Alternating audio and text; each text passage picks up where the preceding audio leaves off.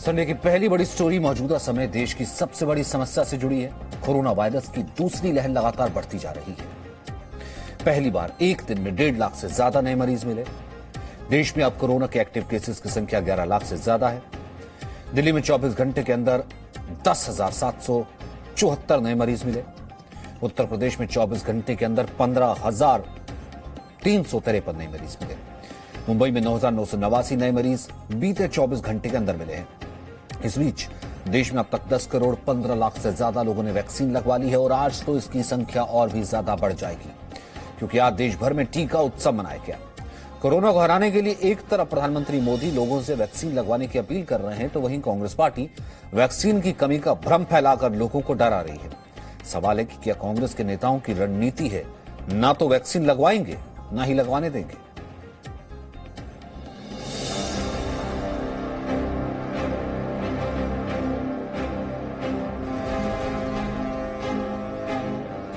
लखनऊ में टीका उत्सव।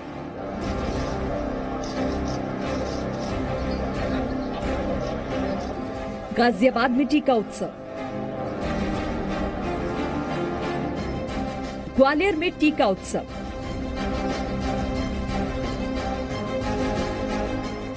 भुवनेश्वर में टीका उत्सव।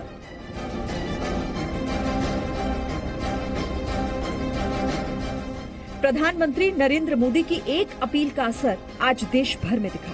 बड़ी संख्या में लोग टीका उत्सव में शामिल हुए। रविवार का दिन होने के बावजूद लोगों ने बड़ी संख्या में वैक्सीन सेंटर पहुंचकर कोरोना को हराने वाला टीका लगवाया। 45 साल से ज्यादा उम्र के लोगों को वैक्सीन लगवाने के लिए प्रेरित करने के लिए पीएम मोदी ने 11 अप्रैल से 14 अप्रैल तक टीका उत्सव शुरू करने की अपील की थी। प्रधानमंत्री ने ट्वीट कर देश की जनता से 4 आग्रह किए।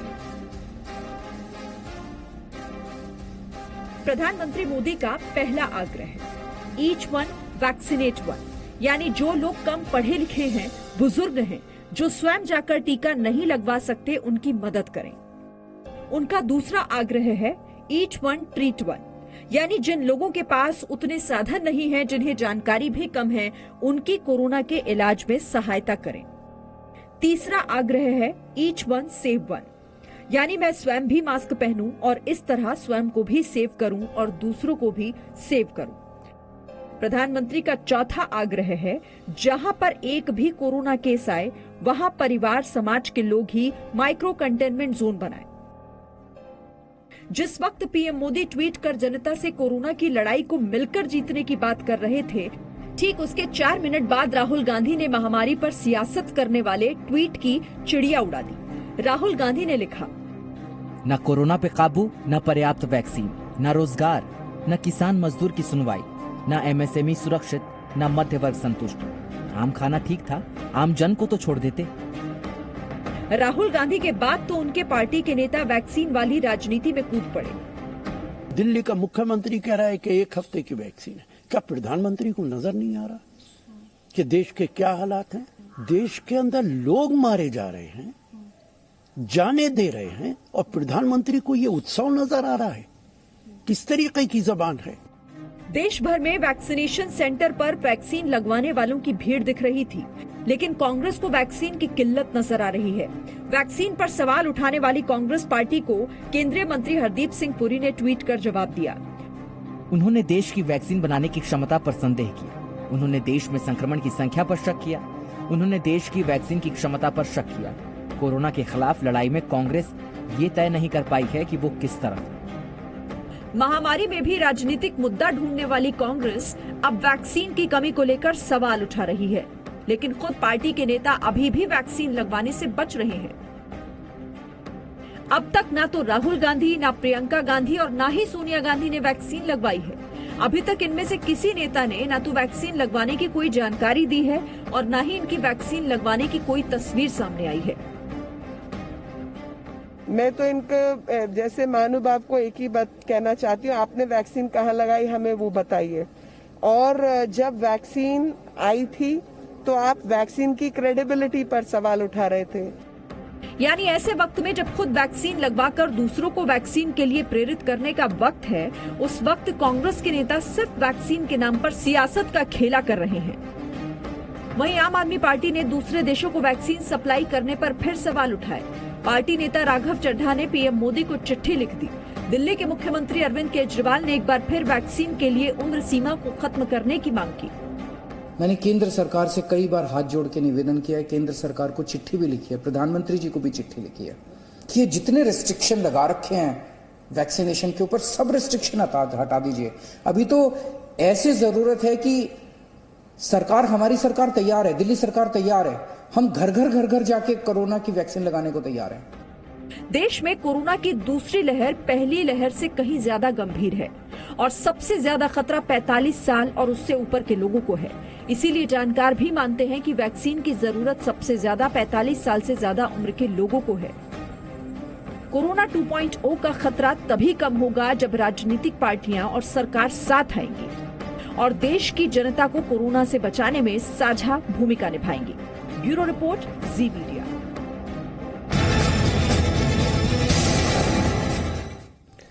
पश्चिम बंगाल में चुनाव हिंसा आम बात हो गई, लेकिन शनिवार को चौथे चरण में कूच बिहार में चुनावी हिंसा ने 5 लोगों की जान ले ली। बीजेपी और टीएमसी अब इसी मुद्दे पर आमने सामने हैं।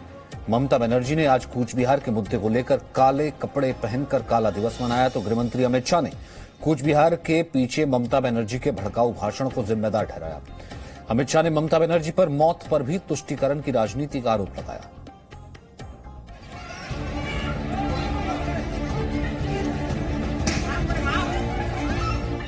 এবং আজকে আমরা যেহেতু ব্ল্যাক ডে ঘোষণা করছি,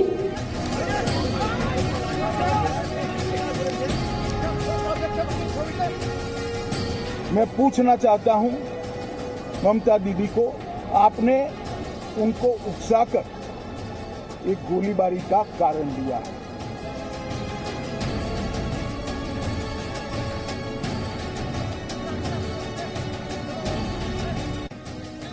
बंगाल में रक्त रंजित चुनावी हिंसा के इतिहास में 10 अप्रैल का दिन भी जुड़ गया। पश्चिम बंगाल के कूच बिहार में हुई हिंसा के एक दिन बाद की ये तस्वीर है।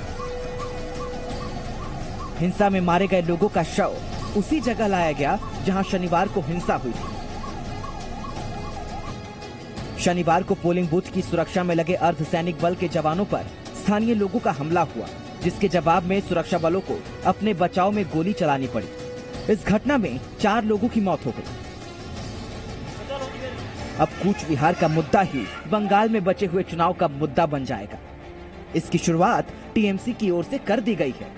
बंगाल की मुख्यमंत्री ममता बनर्जी ने आज सुबह एक प्रेस कॉन्फ्रेंस की।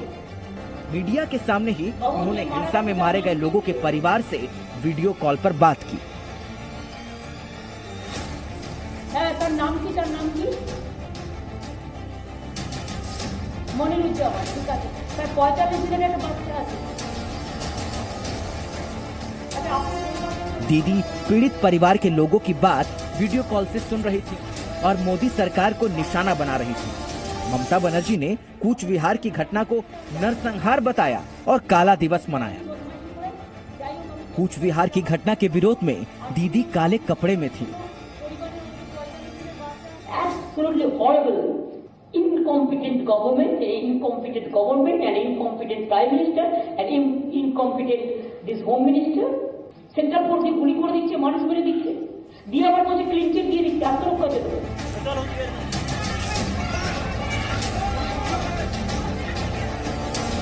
ममता बनर्जी कूच बिहार की जिस घटना के लिए केंद्र सरकार और अर्धसैनिक बल को जिम्मेदार ठहरा रही है, उसकी सच्चाई कूच बिहार के एसपी ने बताई है।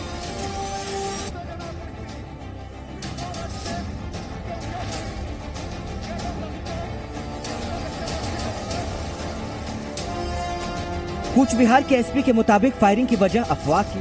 अफवाह की वजह से गांव के लोग हथियारों के साथ जुट गए थे और सुरक्षा बल के जवानों को घेर लिया। उपद्रवियों ने जवानों से हथियार छीनने की कोशिश की, जिसके बाद आत्मरक्षा में सुरक्षा बलों को गोली चलानी पड़ी। चुनाव आयोग ने भी माना कि सुरक्षा बलों ने आत्मरक्षा में गोली चलाई, लेकिन यहाँ सवाल उठता है कि बड़ी संख्या में कूच बिहार के बूथ नंबर 126 पर लोग हथियार के साथ इकट्ठा क्यों हुए, किसके इशारे पर हुए?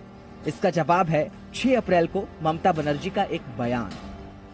সে একটা এমএলএ ইলেকশনের ক্যান্ডিডেট, তাকে বলছে বুথে ঘুষ নেই দেंगे, খালি বিজেপি को देंगे। চালাকি হচ্ছে এটা। চালাকি হচ্ছে। আমি মা ভাই বোনেদের বলবো জোট বাঁধুন, তৈরি হন। सेंट्रल फोर्सेस अगर टर्चर करेगा तो एक कट्टा होके उसका खिलाफ में जो जो कार्रवाई करना कानून का मुताबिक आप लोग करिए, डरिए मत। एक चुनावी रैली के दौरान ममता बनर्जी ने अपने कार्यकर्ताओं से अर्धसैनिक बलों पर हमले की बात कही थी। गृह मंत्री अमित शाह ने भी ममता बनर्जी के बयान को कूच विहार की घटना की वजह बताया। ममता दीदी ने कुछ ही दिन पहले भाषण किया था, सीआईएफएस सीएपीएफ वाले आए तो उनको घेर लो, उन पर हमला करो। मैं पूछना चाहता हूं ममता दीदी को, आपने उनको उकसाकर एक गोलीबारी का कारण दिया है। अमित शाह ने सितालकुची के ही दूसरे पोलिंग बूथ पर कल हुई एक और मौत का जिक्र किया।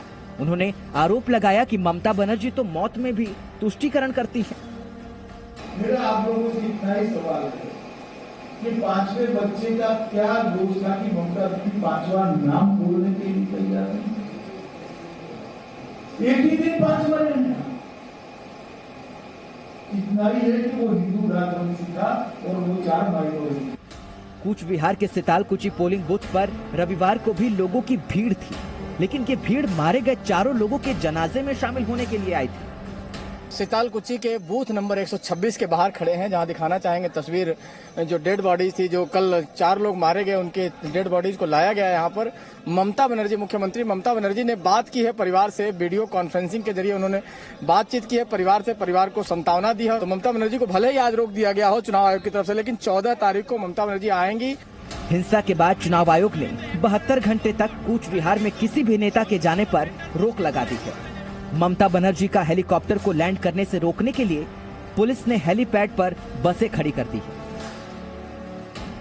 प्रशासन ने जब चुनाव आयोग का कल का आदेश था, उसके बाद इस जगह पर गाड़ियां ले आकर, देखिए पुलिस की गाड़ियां दिखाना चाहेंगे, 3 बसें हैं, चूंकि यहाँ चौपर उतर ना सके। देखिए ममता बनर्जी के बारे में कहा जाता है कि वो कई बार चीजों को नहीं मानती हैं, हो सकता था वो ममता बनर्जी आ भी जाती।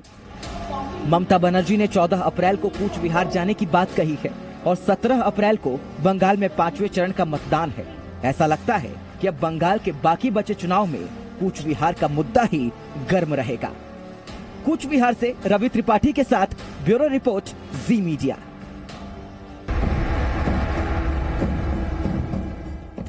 संडे की बड़ी स्टोरी में तीसरी खबर आई है जम्मू कश्मीर से। जम्मू कश्मीर में आतंकवादियों के खिलाफ सुरक्षा बलों की फाइनल फाइट चल रही है। बीते 72 घंटों में जम्मू कश्मीर में 12 आतंकवादी मारे गए। पिछले 3 दिनों में आतंकी संगठन लश्कर तैयबा, अल बदर और अंसार गजवत उल हिंद के आतंकियों का काम तमाम हुआ।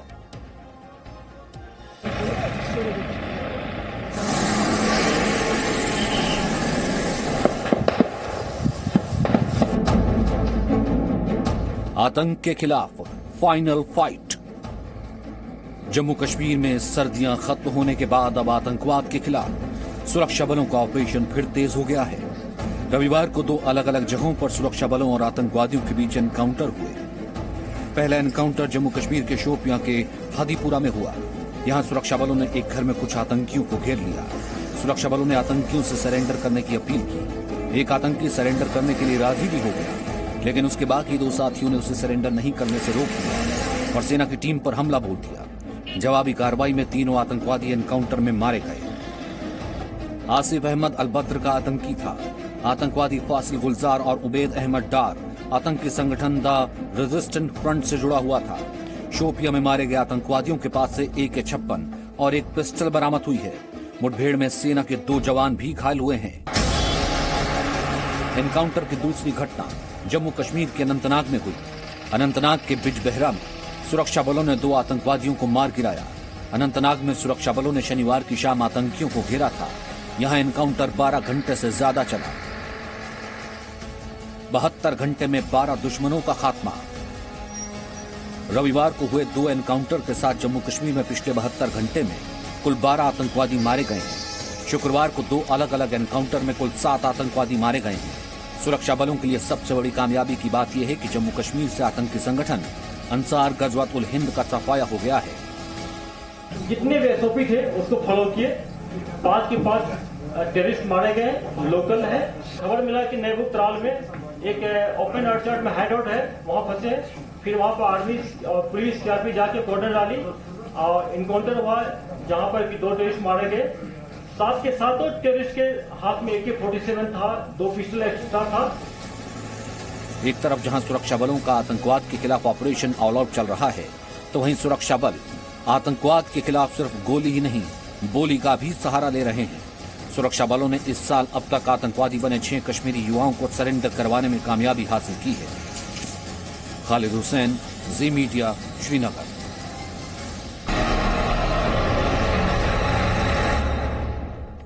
संडे की चौथी बड़ी खबर कुख्यात अपराधी मुख्तार अंसारी से जुड़ी है। मुख्तार अंसारी फिलहाल बांदा की जेल में बंद है। उत्तर प्रदेश में मुख्तार के जुर्म की दुनिया ढह रही है। एक एक करके उसके गुनाहों का हिसाब हो रहा है। अक्टूबर 2005 में मऊ में सबसे भीषण दंगे हुए थे।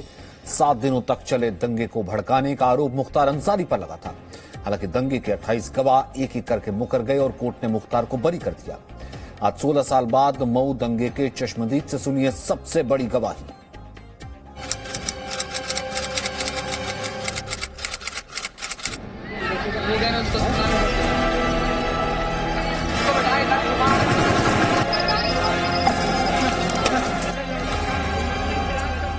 मैं बार बार कह रहा था, लेकिन कुछ ऐसे शरारती थे जो जानबूझ करके हमारे मऊ को जलाना चाहते थे, दंगा और फसाद कराना चाहते थे।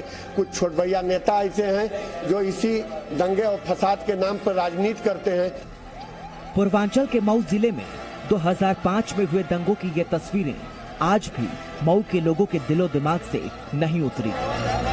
खुली जीप पर बैठा ये शख्स कोई और नहीं, पूर्वांचल का माफिया, कुख्यात अपराधी विधायक मुख्तार अंसारी। तब मुख्तार अंसारी पर आरोप लगा था कि वो खुली जीप पर बैठकर लोगों को दंगे के लिए भड़का रहा था। जहां जहां से वो गुजर रहा था, समुदाय विशेष के लोग और उत्पात मचा रहे थे। ये वो तिराहा है जहां पर मुख्तार अंसारी खुली जीप में दिखाई पड़ा था। 2005 में इसी तिराहे पर मुख्तार अंसारी अपने तमाम लोगों के साथ खुली जीप में घूमता हुआ दिखाई पड़ा था और पहली बार ऐसा हुआ था कि 13 अक्टूबर 2005 को मऊ में दंगा शुरू हुआ था और करीब 7 दिन तक ये दंगा चला था। हालांकि मुख्तार अंसारी ने अपनी सफाई में कहा कि वो दंगों को शांत कराने के लिए खुली जीप में निकला था, लेकिन उस वक्त के चश्मदीद जो मुख्तार के डर से अब तक शांत थे, डरा धमकाकर शांत करा दिए जाते थे, वो अब 2005 के दंगों पर सामने आए हैं। मऊ दंगों की हकीकत बताने के लिए आगे आए हैं। क्या कुछ हुआ था 2005 में और क्या उस वक्त का मंजर था? देखिए, 14 नवंबर 2005 को भरत मिलाप के दिन मुख्तार अंसारी के साजिश में वहाँ तार तोड़ दिया गया भरत मिलाप का। वहाँ से दंगा हो गया। उसके बाद मुख्तार गुजरा और यहाँ से जब सलाहाबाद मोड़ गया तो नेशनल चैनल में आप देखे होंगे कि यादव को गोली मारा और वहाँ पे कई लोगों की हत्याएं हुई। खुलेआम आगजनी हुआ, ओवरब्रिज के नीचे हुआ, कई जगह आगजनी हुई और तमाम मौतें हुई।